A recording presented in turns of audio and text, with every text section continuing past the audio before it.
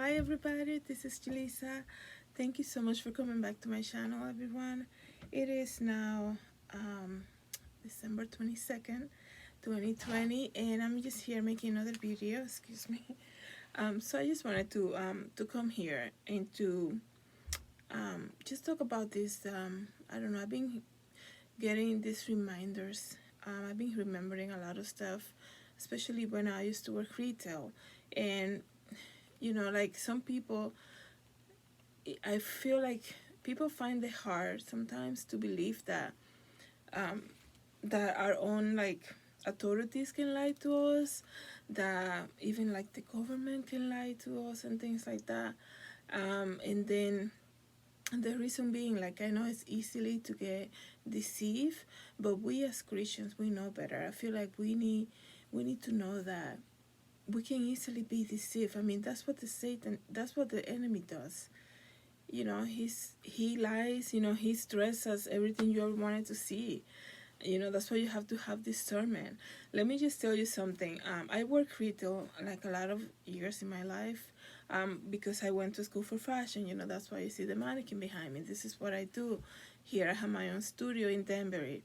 So here's the thing. So I work retail many years, and working as a visual merchandiser, somebody who displays clothes and on mannequins and those displays that are, you know, what are you called? What is that word?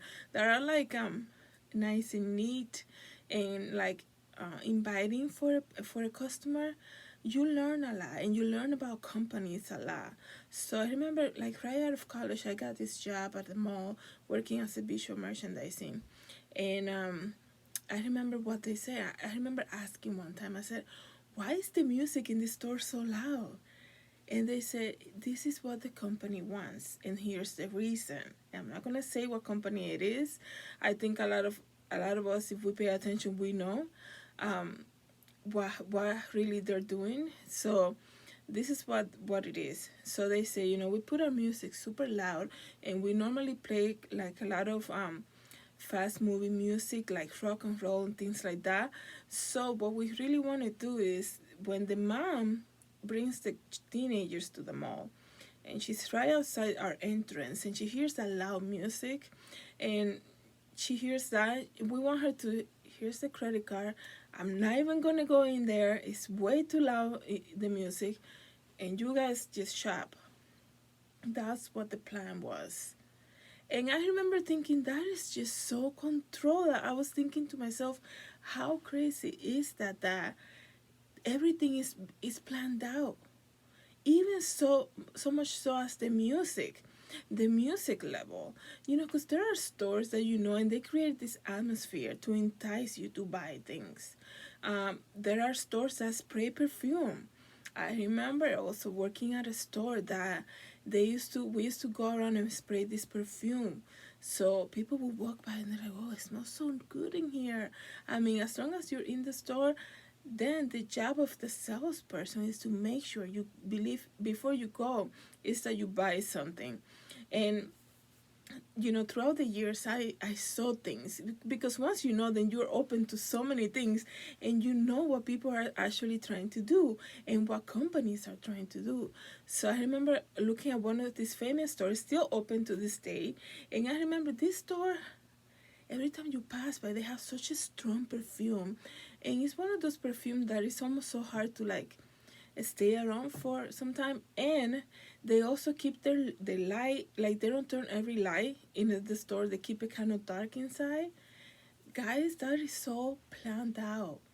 They want adult shoppers. They're very age specific, so they want your parents to come to the front of the store and be like, "You know what, I'm not even gonna go in there. It's too dark. I can barely see in here.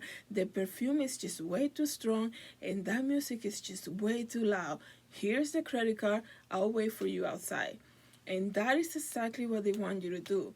So, throughout the years, I felt that working in retail for so many years, I felt like everything seems to be planned out. The way a supermarket is laid out, it's all planned out. You know how the minute there's like a snowstorm, and you know, they put out all the shoveling like near the entrance and stuff. Even if you don't need it, you tend to buy it because just in case. um, and like I get it, sometimes, you know, we as your merchandisers, we put things to the front because we want people to find it easily, and especially when you have overstock of it, you want to make sure you bring the merchandise out, um, and you know, to get it moving. The other thing that I learned too, working in visual merchandising, you learn so much when it comes to like enticing people. I'm a horrible salesperson. I think I've said that many times in my videos. I do not know how to sell, which probably can explain a lot of why my business doesn't make as much, because I learned that I just don't. I think that's dirty money. And here's my point: when you're trying to force people to buy something just to get some type of gain out of it, I find that to be so disgusting. I don't like it when people do it to me. You know, when you shop at the mall, I mean, maybe not now during the pandemic, but they always try to grab you and they put like perfume on you and like, come try this lotion. At the end of the day, those people, they're trying to make a commission. They're being friendly to you because they're trying to sell. I always feel so disgusted by the fact that, you know, here I am being enticed, being persuaded just so somebody else can gain out of me. And because of that, I feel like I'm a horrible salesperson. You know, people know where my stories. They go online and they buy what they like. I don't like to like push for it. You know how people do live events, and they do this live event on Facebook and then invite your friends and family to buy from me. They do home parties too. You know, like everybody, there are people, and everybody has their own way of doing things, guys. This is just my personal view. There are people who invite you to their house, or they invite you to get out coffee, and you're like, oh, I haven't heard from her in such a long time. You know, maybe she just wants to get back together and like we can start talking and stuff. And there you are at the coffee shop talking to this lost friend that you haven't seen in a while. And out of nowhere, during your conversation and checking up on each other, here comes the sales pitch. And I just don't like that, because I mean, there's something wrong with that. Like, I can't stand it. I don't appreciate that all this effort was just to try to get me to buy something. You know, one thing, if you know, one thing is if you say, you know, hey, would you like to come out coffee? I want to tell you about this new business that I started. At least you're already prepared. You know what I mean? Like, at least you know ahead of time. But if it's just to like make you buy stuff from them so that they can get a gain, and you know, and after that they'll say, hey, do you know any coworkers that might be interested?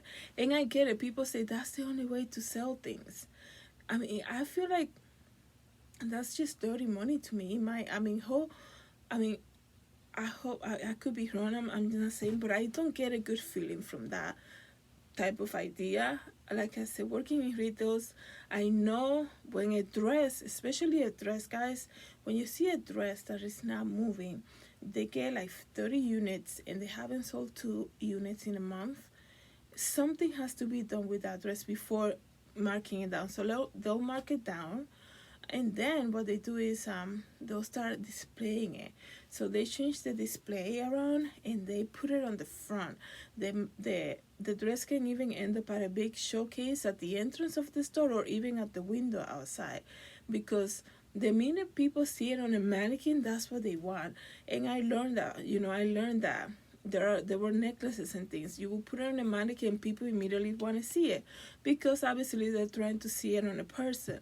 And the closest thing, you know, we that's why we use mannequins. So if that, you know, and this is just a small sample, if that little sample of working in retail is so planned out for you, the shopper, if that little thing about spraying perfume and putting the music super loud so you can just give your credit card to your teenage daughter, and I even want anything to do with that store because it's too dark, the music is too loud, and the smell of perfume is too much. If all of that is planned out with the end result to just get a gain from you, a sell from you, Imagine everything else that is happening this year, guys. Imagine everything else. And I'm not saying that it was just one store.